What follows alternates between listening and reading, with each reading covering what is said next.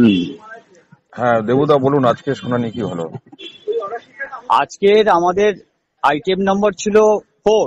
হুম এবারে ওঠা মাত্রই মাননীয় কপিল সিব্বল মহাশয় সরকার পক্ষের বললেন হুম যে আজকের অ্যাপ্রোপ্রিয়েট বেঞ্চ বসেনি, hmm so that fix the matter another day.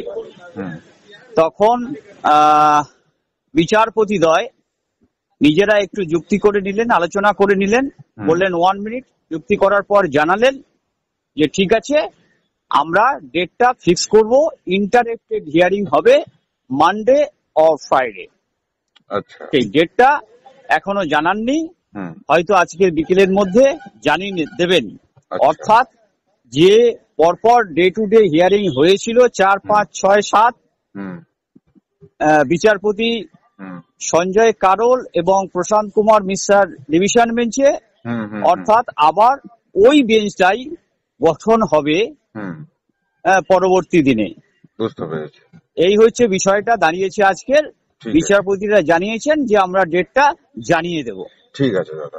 এইটুকু হয়েছে। ওকে দাদা, ধন্যবাদ।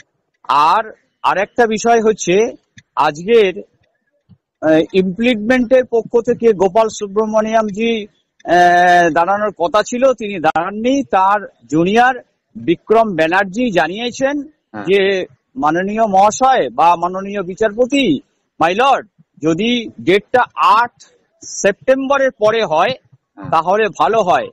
কিন্তু বিচারপতি দর্থহীন ভাষায় জানিয়ে দিয়েছেন যে ওনার পাঠ শেষ হয়ে গেছে, হ্যাঁ। উনি থাকলেন কি থাকলেন না সেটা বিষয় না, কোর্ট ডেটটা জানিয়ে দেবে। আচ্ছা আচ্ছা, এই হলো বিষয়। ঠিক আছে দাদা, আচ্ছা, রাখছি।